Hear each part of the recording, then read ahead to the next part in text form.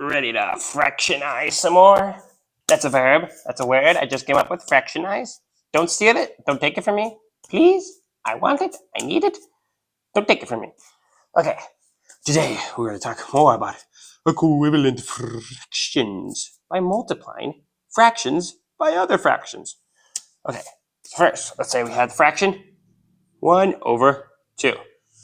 Okay? Means you have 1 out of a group of 2. You have 1 out of a group of 2 balls. Okay. Okay, now how do we multiply fractions by other fractions? Well, it's easy.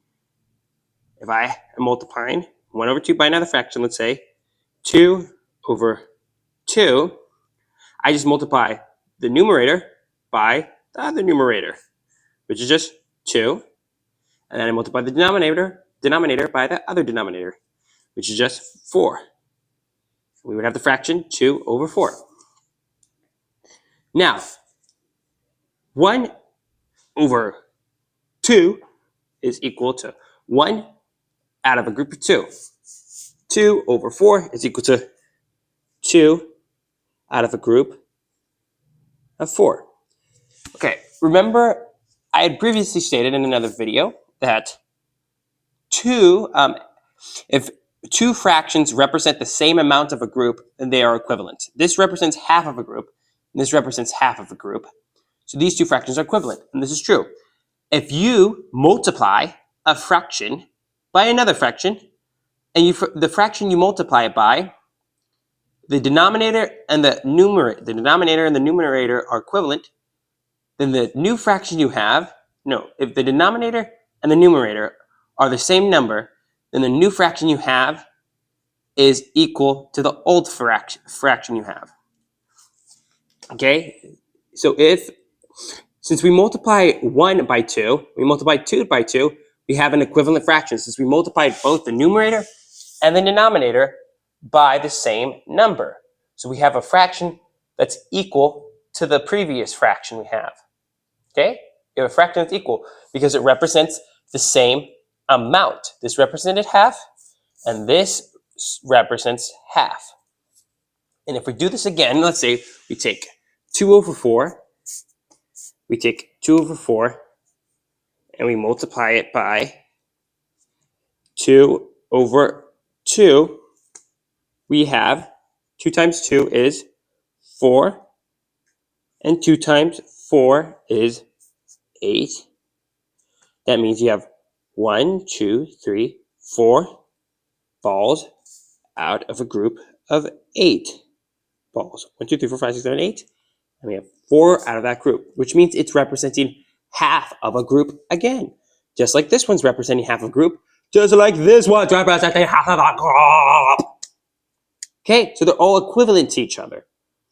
And you can do this with any number. If you multiply a number, and then you multiply both the numerator and the denominator by the same number, then you will get a fraction that's equivalent to the previous one. Let me show you. If we take 1 over 3, that means we have 1 ball out of a group of 3. So we have 1 part of 3 groups. We have 1 part of group that's divisible by 3. Okay, so if we multiply this by 2 over 2, we multiply them by the same number. Numerator, that's just 2.